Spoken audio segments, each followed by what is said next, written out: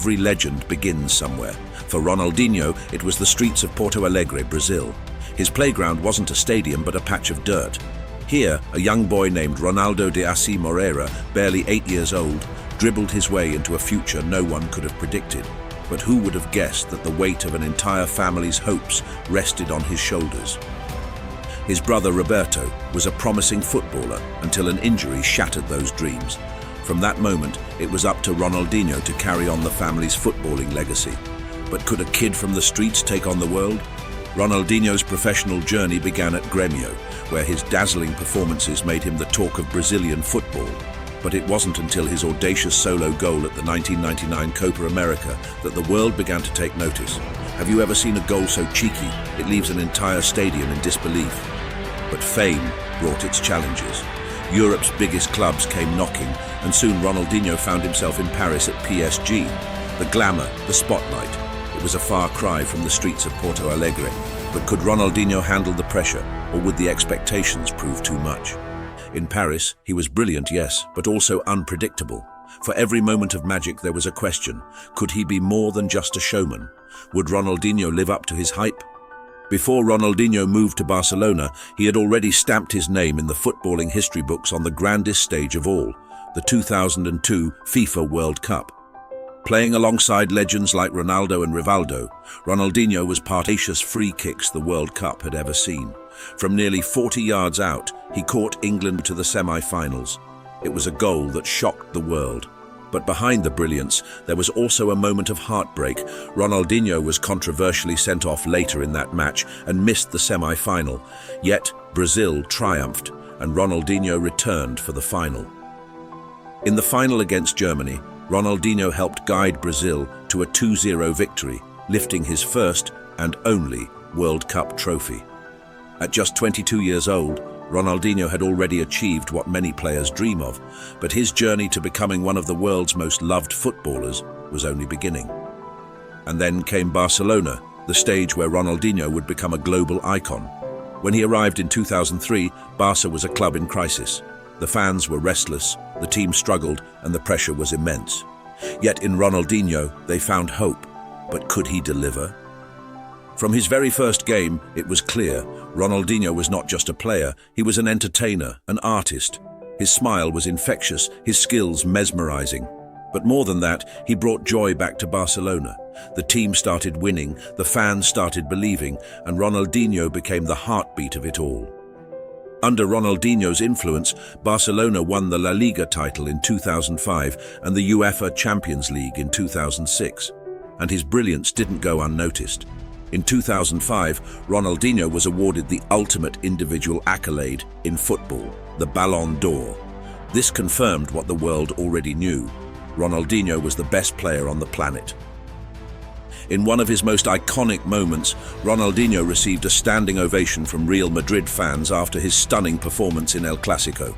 This was more than just respect, it was a tribute to his genius.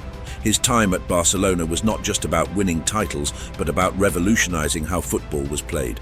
But what happens when you reach the pinnacle? Is it possible to stay there? For Ronaldinho, the fall came sooner than anyone expected. Injuries, a declining work ethic, and a lifestyle that began to overshadow his talent. Suddenly, the unstoppable force had lost its spark. Could it be that even the brightest stars eventually burn out? By 2008, the joy was gone, and so was Ronaldinho. His departure from Barcelona marked the end of an era. In 2008, after 5 unforgettable years at Barcelona, Ronaldinho made a move that shocked the football world. He joined AC Milan. Milan, a club known for its rich history and tactical discipline, was a far cry from the free-flowing style of Barcelona. But could Ronaldinho adapt to the grind of Italian football? Was this a fresh start or the beginning of the end? Milan fans were buzzing. They hoped Ronaldinho would reignite his magic and bring glory back to the Rossoneri. But expectations were high, and the Serie A was no playground. It was a league known for its rigid defensive structures. Could Ronaldinho, once football's greatest entertainer, thrive in such a tactical environment? Despite the pressure, Ronaldinho still had magic in his feet. In his first season, he showed flashes of his old self, delivering moments that reminded fans why he was once the best in the world. One of those moments was against Inter Milan in the 2008 Derby della Madonnina. In a packed San Siro, with the entire city of Milan watching, Ronaldinho rose above the defense to head home the winning goal. It was a moment of brilliance, a reminder that even in a slower, more structured game, Ronaldinho could still be the difference maker. Could he truly bring Milan back to the top? As the seasons progressed, the struggles began to outweigh the moments of brilliance. Ronaldinho wasn't the unstoppable force he had been at Barcelona. His fitness became a growing concern, and rumors of his nightlife in Milan overshadowed his performances on the pitch. Could Ronaldinho still deliver at the highest level? In Milan, Ronaldinho battled with form, fitness, and perhaps motivation. There were flashes of genius, but not enough consistency. His performances were unpredictable. On his best day, he could turn a game with a single pass, but too often, those days seemed to be slipping away. But Ronaldinho wasn't done just yet. Realizing his physical abilities were no longer what they once were, he began to reinvent himself as a playmaker. Instead of the explosive dribbler of Barcelona, he became the orchestrator of Milan's attack, delivering inch-perfect passes that split defenses. His vision and creativity were still unmatched. In the 2009-2010 season, he led Serie A in assists, reminding the world that even if he couldn't dominate like before, he could still control games differently. But for all his brilliance, Milan didn't see the success they had hoped for. By the end of his Milan tenure, it was clear Ronaldinho's best years were behind him.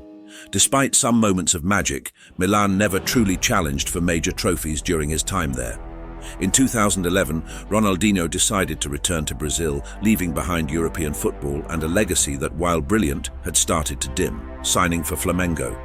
His arrival was met with huge excitement.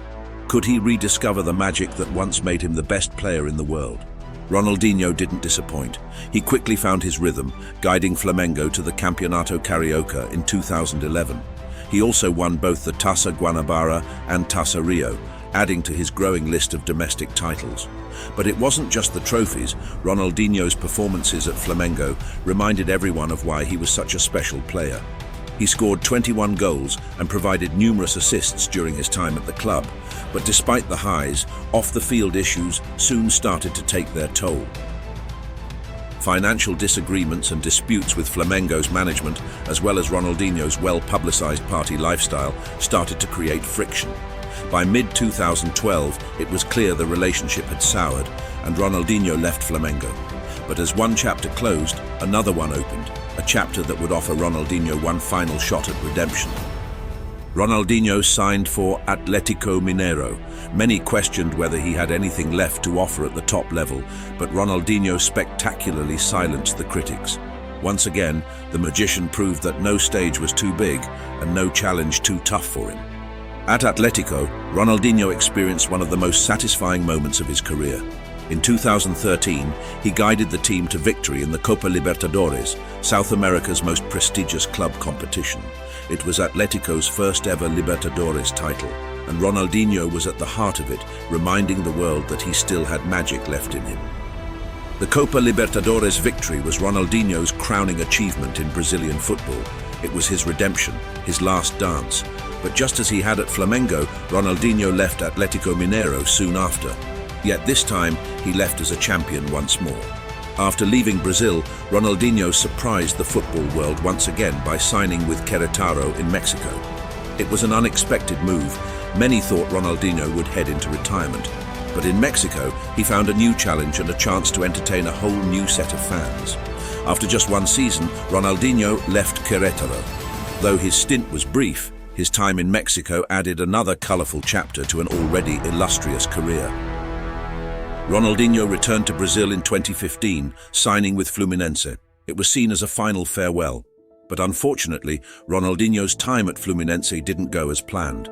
After just a few months and 9 appearances, Ronaldinho left the club and officially retired from football. Ronaldinho Gaucho, a name that will forever be synonymous with creativity, flair, and the pure joy of football. His career had its highs and lows, but through it all, he played with a love that captivated the world. If you made it this far, don't forget to like, comment, and subscribe. And if you want to learn about other football icons, click on one of the videos displayed.